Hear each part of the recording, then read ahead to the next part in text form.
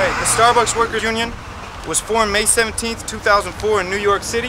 Baristas then came together and organized with the industrial workers of the world for more money, stable scheduling, easier access to more affordable health care, and to pay at least fair trade prices for all of its coffee. In response, Starbucks initiated a vicious and relentless union-busting campaign.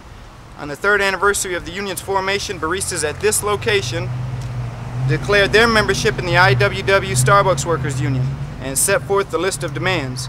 Along with our union membership, we publicly announced that the union was filing unfair labor practice charges with the National Labor Relations Board because of Starbucks' aggressive anti-union activity here in Grand Rapids. The NLRB began an investigation and announced last week that they had enough evidence to issue 3 complaints against this Starbucks store, and the 3 charges are as follows. These are how we wrote them. Historically, first charge, historically store employees have had access to the store bulletin board. After an employee posted documents related to the union, management announced a new policy that access to the board was restricted to company-sponsored notices. The second charge, as we wrote it, was that management threatened employees with discharge and unspecified reprisals if they engaged in union activities. The third charge, as we wrote it, was that they failed to uphold the settlement agreement they reached with the IWW in 2006. That settlement was made with the NLRB in New York City after baristas there filed charges against Starbucks union busting. Among other things, Starbucks had to rehire 2 baristas fired for organizing and give them back pay. Starbucks' anti-union activity didn't end with that settlement though, and the union is currently involved in a trial in New York City over 30 charges of unfair labor practices and wrongfully terminating 6 organizers. The union in Grand Rapids is represented by Roger Webb of Webb, Engelhardt, and Fernandez. Starbucks has retained Grand Rapids corporate law firm of Varnum, Rittering, Schmidt, and Howlett. If Starbucks is not ready to settle today, the union is fully prepared to meet them in court in front of an administrative law judge.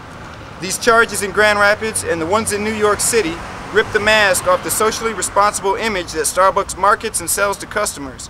The truth is that Starbucks is a billion-dollar corporation that pays its employees and its coffee farmers poverty wages. Also, only 42% of its workforce is covered by the company's health insurance. That number is much lower than Walmart's, who is routinely criticized for this. When baristas come together and assert our legal right to organize, Starbucks fires, threatens, and intimidates us. But we won't be intimidated anymore.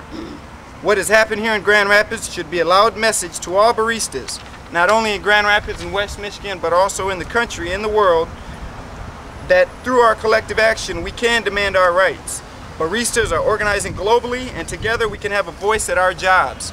Today was the day that Starbucks had to announce whether they're going to settle the charges or fight the charges, in which we would go in front of a court like they're doing in New York City. They found out we were having a press conference. They decided to wait until 4 p.m. to announce whether they were going to settle or not. So that decision will still come today. If they settle, that means that they'll have to admit wrongdoing and post in all stores which are affected by Region 7, which includes Detroit and Michigan and some lower parts of Ohio, or upper parts of Ohio and Indiana. They'd have to make posts at all the stores saying that they did break the law and that they would not break the law anymore on the 3 charges, such as wrongfully terminating people and intimidating people for being in the union. They would have to admit they did wrongdoing. Now, if they decide to fight the charges, which I don't think they'll do because they've been going through a months-long trial in New York City, then we will go in front of an administrative law judge, and we're prepared to do that with the evidence that we have.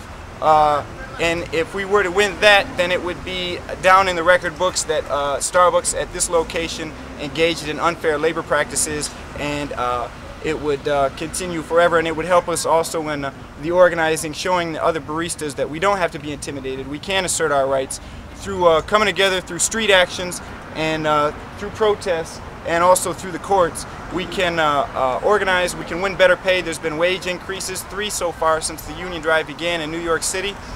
Also stable scheduling at this location. They, once they found out there was organizing going on, they gave us all availability forms to fill out when we wanted to work. Now consistently everyone gets the shifts and the hours that they want at this store.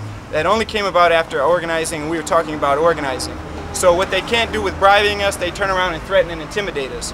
So the charges will be decided today. Media Mouse hopefully will have an announcement on there, and it'll be spread throughout the world at that point. So today we stand in solidarity with all our sisters and brothers in New York City, in Chicago, in Maryland, and all the other stores around the globe that are organizing and just waiting for a critical number of employees before they go public.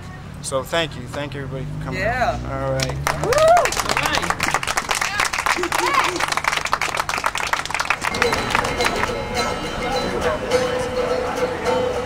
Once was a union maid who never was afraid of the goons and the kinks and the company finks and the deputy sheriffs who made the raids. She went to the union hall when a meeting it was called, and when the stools they sat around, she always stood her. Oh, you can't scare me, I'm sticking to the union.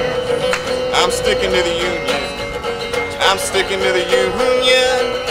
Oh, you can't scare me, I'm sticking to the union.